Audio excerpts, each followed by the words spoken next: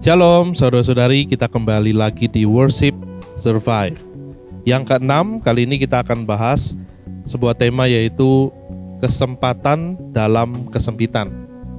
Mungkin kita akan berpikir apakah ini artinya negatif nih ya, atau jelek, bahwa seperti kesempatan dan kesempitan itu orang yang melihat celah gitu, wah ada orang melamun gak jaga handphonenya, kemudian dia colong.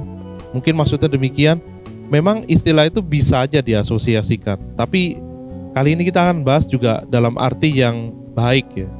Mencari kesempatan dalam kesempitan itu juga bisa, contohnya misalkan ada musim hujan ya, hujan deras seperti saat ini nih. Kemudian ada orang yang mencari kesempatan dalam kesempitan. Daripada dia mengeluh ya, daripada dia ya sudah nggak bisa kemana-mana, tinggal di rumah. Tapi dia cari kesempatan, oh aku bisa berbisnis payung nih, atau aku bisa berbisnis jas hujan. Ya itu juga salah satu ya bentuk dari mencari kesempatan di dalam kesempitan. Kita akan kaitkan ini dengan kondisi kita saat ini, saudara-saudari. Slide-nya next. Nah, kita akan lihat di sini ada tulisan apa? We are back online ya. Nah, ini kondisi yang pas banget saat ini yang kita alami. Itu kita harus, bukan kita saja tapi banyak gereja juga ya di Indonesia sekarang harus tutup. Kenapa? Karena kembali lagi pandemi meningkat. Kita bahkan 2 episode sebelumnya atau 3 episode sebelumnya pernah bahas ya tentang bagaimana beribadah online. Apakah kita masih semangat? Apakah kita masih sungguh-sungguh beribadah secara online? Nah, kita akan diperhadapkan lagi sedang menghadapi saat ini. Saudara-saudari, inilah kenyataannya. We are back online. Balik lagi, suka nggak suka ya. Saudara-saudara yang terkasih, kita lihat nih slide-nya next. Beriman namun tetap berhikmat. Jadi kita baca Amsal 22 ayat yang ketiga. Kalau orang bijak melihat malapetaka, bersembunyilah ia. Tetapi orang yang tak berpengalaman berjalan terus, lalu kena celaka. Saudara-saudari, memang ini kita tantangan dalam kehidupan Kristen kita ya. Kita harus beriman namun tetap berhikmat. Maka itulah di banyak bagian Alkitab itu juga mengajarkan tentang hikmat-hikmat dalam kehidupan. Kalau beriman buta gitu ya, tanpa kita ada pertimbangan hikmat dari Tuhan, kita bisa pertimbangkan, akhirnya iman itu juga bisa jadi membawa kita kepada celaka, hal yang cilaka buat kita. Kita bicara juga tentang pandemi. Dan mungkin masih saat ini orang masih berpikir juga ya, bagaimana ya, kalau aku nggak datang ke gereja, apakah aku berarti kurang beriman? Kalau gereja sampai tutup ibadah, apakah gerejanya artinya kurang beriman? Tapi di ayat ini kita belajar gitu, bahwa memang kita lihat nih kan gereja tutup itu bukan karena mau-maunya ya, nggak ada yang mau sebetulnya. Tapi kita mempertimbangkan banyak hal, bahkan pertimbangan itu juga bukan kita sendiri yang riset, tapi juga ada pemerintah yang Tuhan pakai ya untuk memimpin kita. Kita tahu bahwa pertimbangan-pertimbangan ini layak untuk dipertimbangkan. Jadi kalau sampai saya pribadi lihat gereja tutup dengan pertimbangan yang demikian, ya kita harus sama-sama ya menjalaninya dengan penuh iman, tapi di dalam hikmat Tuhan. Slide-nya next. Dan ini kita bicara tentang kesempatan dalam kesempitan, saudara-saudari. Kesempatan dalam kesempitan di dalam ibadah yang harus kembali online. Bahkan ketika kita kemarin buka ibadah onsite plus online, tidak dipungkiri juga banyak di antara kita yang kemudian masih memilih ibadah online. Walaupun pemerintah sudah izinkan, walaupun kita sudah bisa hadir, tapi mungkin pertimbangannya di rumah kita masih ada orang yang berusia lanjut atau punya penyakit bawaan ya, atau anak-anak yang belum bisa divaksin. Itu juga jadi pertimbangan kita tentu. Maka tidak heran masih banyak yang ibadah online. Jadi inilah, mari kita melihat satu hal yang kadang Tuhan biarkan terjadi dalam kehidupan kita, yang menurut ukuran manusia itu gak ideal, buruk. Tapi selalu kita bisa melihat dengan kacamata iman, perspektif Tuhan. Pasti ada hal yang ingin Tuhan kita pelajari. Tuhan ingin agar kita berkembang, bertumbuh melaluinya. Slide-nya next. Dan inilah Bapak Ibu Saudara-saudari ya, salah satu kisah yang kita bisa belajar bersama-sama, yaitu pembuangan bangsa Israel. Atau ketika bangsa Israel juga ada di bawah kekuasaan Mesir, penjajahan Mesir di tanah Mesir. itu kita bisa belajar bahwa ada kesempatan dalam kesempitan untuk bangsa Israel itu belajar mengenai hal-hal ini misalkan. Jadi yang poin pertama, misalkan dari politeisme. Politeisme itu apa? Politeisme itu pemahaman bahwa ada banyak Allah yang eksis, yang ada di sekitar kita. Meskipun bangsa Israel itu pada praktiknya monolatri. Monolatri itu apa? Dari kata mono, satu, dan latria, ibadah. Jadi menyembah hanya satu Tuhan. Tapi ternyata disinyalir bangsa Israel kuno awal-awal itu masih berpikir bahwa ilah-ilah, dewa-dewa lain juga eksis di antara Yahweh. Jadi misal bangsa Israel ya, yang ketika di tanah Mesir, Tuhan izinkan itu dengan banyak tujuan. Salah satunya adalah juga menyatakan bahwa ada Allah yang tunggal. Jadi arahnya dari paham-paham yang mungkin masih politeisme ini, bukan menyembah tapi mengakui ada Allah-Allah lain, akhirnya itu belajar jadi monoteisme. Bangsa Israel belajar mengakui bahwa Allah-Allah lain itu tidak eksis, nggak ada. Kalau di Mesir bangsa Israel belajar dewa-dewi, ada Ra dan lain sebagainya yang menciptakan dunia. Kemudian Allah kita menyatakan sebaliknya, hanya satu Allah yang menciptakan dan berdaulat di atas seluruh ciptaannya. Lalu misalkan juga yang poin kedua, bangsa Israel di dalam pembuangan misalkan ke Babilonia, mereka kemudian belajar ya bahwa satu karakter sifat atribut Allah yaitu omnipresent. Artinya apa? Allah itu tidak terbatas ruang dan waktu. Kok bisa? Ya karena mereka selama ini berpikir Allah itu kalau sudah Allahnya bangsa Israel, ya akan berdaulat di tanah Israel.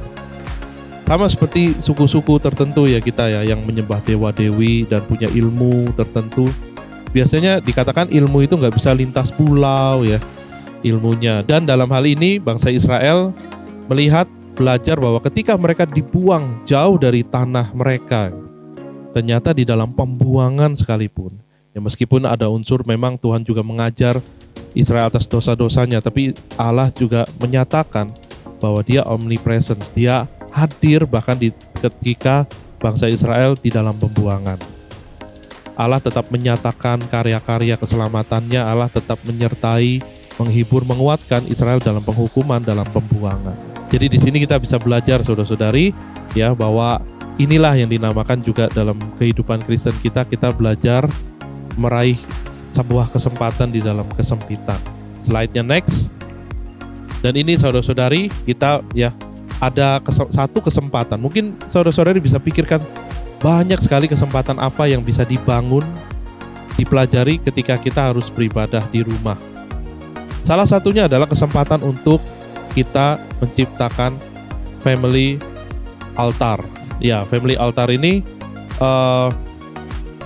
mungkin bukan hal yang baru ya. Mungkin dari dulu sejak kita bergereja, kita sudah pernah dengar istilah ini.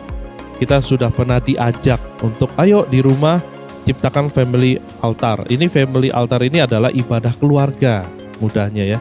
Dan di dalam ibadah keluarga ini terus menerus kita dianjurkan membentuk ya, karena ada istilah core dari gereja adalah keluarga. Nah, itu betul sekali ya. Maka sangat penting keluarga-keluarga Kristen mulai mencari kesempatan ini untuk membangun family altar. Nah ketika kita pandemi, mau gak mau kita banyak anggota keluarga yang harus di rumah bukan? Dan mari kita jadikan kesempatan ini untuk lebih erat, lebih dekat, kita buat family altar. Tapi bagaimana dengan yang masih jomblo ngenes? Nggak ngenes ya. Jadi bagi saudara-saudari yang masih single, masih sendiri, belum berkeluarga, mungkin bahkan tinggalnya sendirian, lagi ngekos ya, jangan berkecil hati soal family altar ini. Jadi walaupun kita sendiri ya, kita prinsipnya adalah alone but not lonely, sendiri tapi nggak kesepian ya. Kita bisa juga ajak teman kita, ya teman sebelah, kosan sebelah, atau teman belajar, atau bahkan juga saudara-saudari kita yang seiman gitu ya, untuk dan senasib tentunya ya, sendirian juga dia. Kita oh ya udah, daripada kita sama-sama sendiri, kita yuk cari waktu untuk buat persekutuan bareng. Itu juga bisa. Nah yang bagus dari family altar ini ada sebuah kutipan yang saya tampilkan.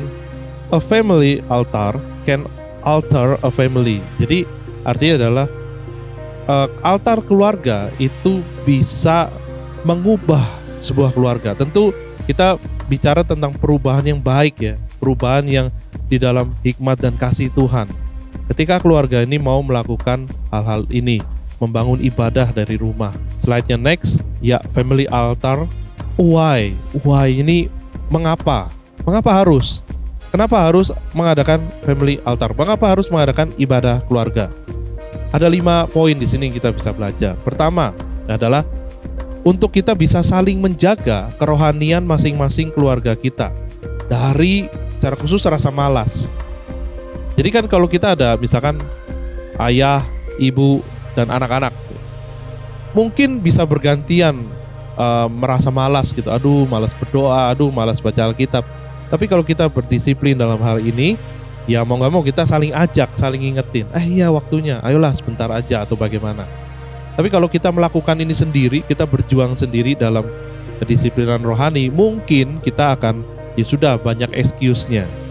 Tapi kalau dilakukan bersama, ya kita bisa lebih konsisten. Jadi saudara-saudari, itu yang pertama ya, kita mencoba melawan rasa malas dalam hal membangun kerohanian.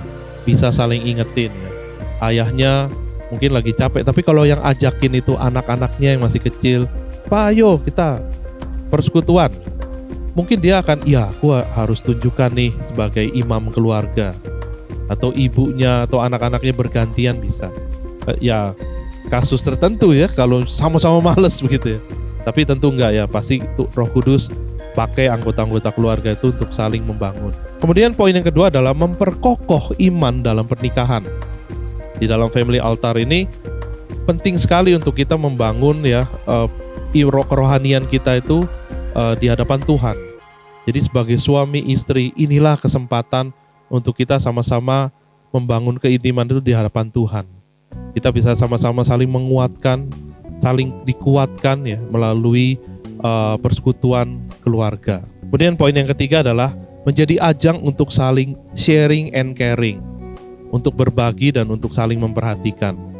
Dan ini penting sekali. Jadi kalau ada family altar itu biasanya nggak cuma arahnya atas bawah kita dengan Tuhan, tapi terjalin juga relasi dengan orang-orang yang mengikuti, bukan? Jadi ada bisa sharing juga di sana gitu ya. Bisa juga saling curhat, ada waktu-waktu yang bisa kita pakai. Kemudian ada juga saling menguatkan di dalam Tuhan. Nah tentunya ini kalau orang sharing ya, ini latihan juga di rumah ya. Anak-anak lagi sharing, aku tadi dimarahi sama guruku. Jangan langsung reaktif atau responsif begitu ya. Orang tua juga bisa belajar menjadi pendengar yang baik. Kemudian kalau daripada langsung malah memarahi lagi anaknya atau bagaimana, bawa dalam doa, sama-sama berdoa ya, sama-sama menguatkan di dalam Tuhan.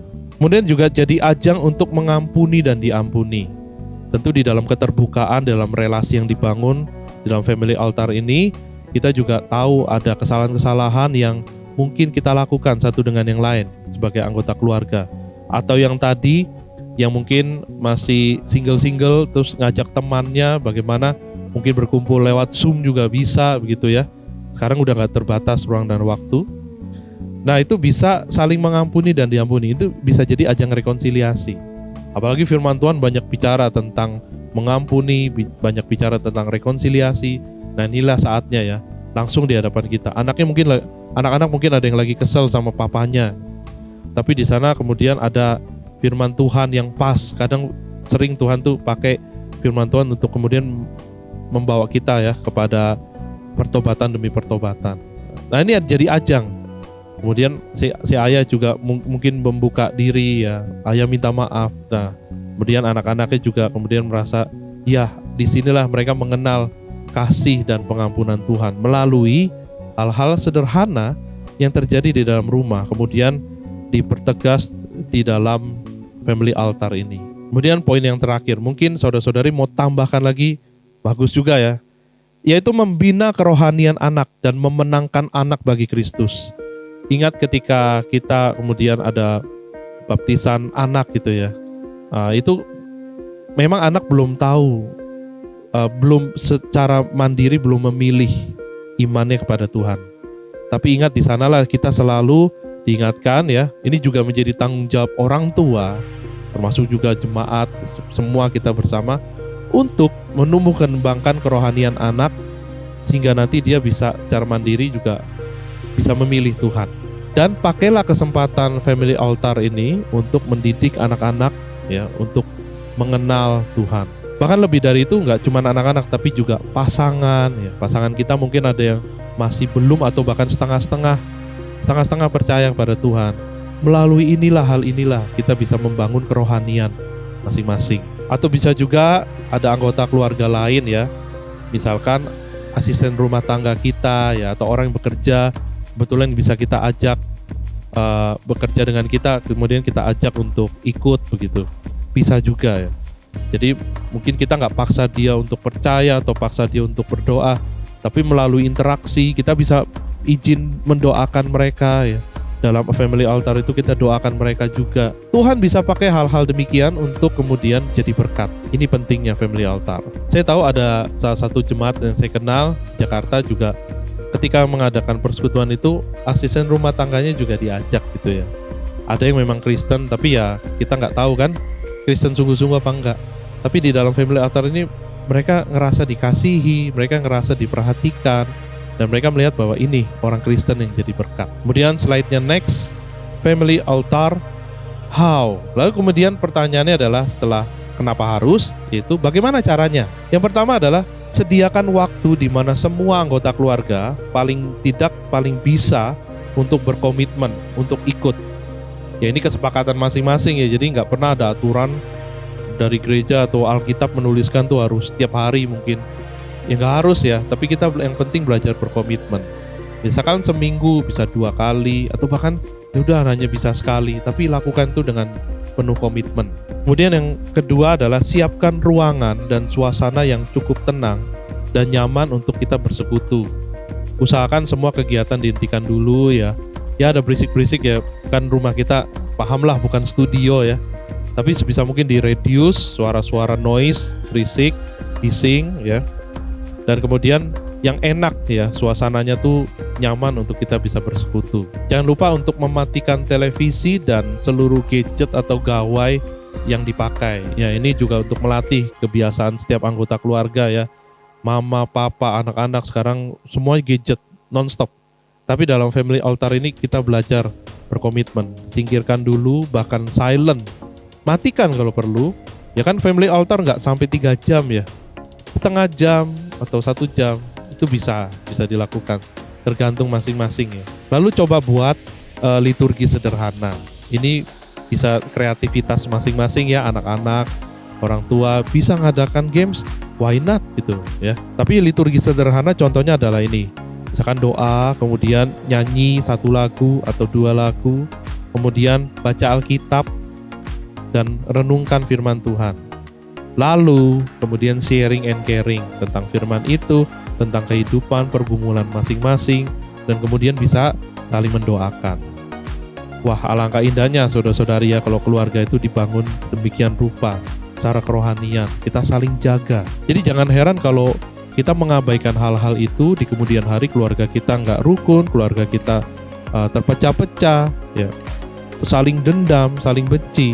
Itu kita bisa flashback, mungkin kita nggak membangun kerohanian dengan sungguh-sungguh. Lalu yang terakhir, how? Kalau misalkan bagaimana kalau misalkan anggota keluarga ini saling berjauhan karena pekerjaan, karena ada yang kuliah di luar kota, ajak ya. Bisa kita mengajak mereka melalui Zoom misalkan. Itu juga nggak membatasi kan? Ya dengan kondisi yang terbatas, tapi kita ada cara. Misalkan ya udah ajak si kakak nih lagi kuliah di luar kota, ajak aja nge-Zoom ya, kita tetap persekutuan sama-sama, kita tetap saling sharing, saling caring, saling doakan. Jadi demikian saudara-saudari, jangan patah semangat, jangan lelah lagi ya, aduh ngadepin pandemi ini gak selesai-selesai. Ya kita expect bahkan tahun-tahun ini mungkin masih ada gelombang-gelombang berikut. Jangan menyerah, justru pakai kesempatan ini sebagai sebuah pencarian kesempatan dalam kesempitan. Memang namanya di dalam kesempitan gak enak, tapi kalau kita beriman pada Tuhan, kita melihatnya, kita justru akan memperoleh banyak kesempatan untuk semakin kita maju lagi. Dalam hal ini adalah dengan membangun family altar. Demikian Worship Survive. God bless.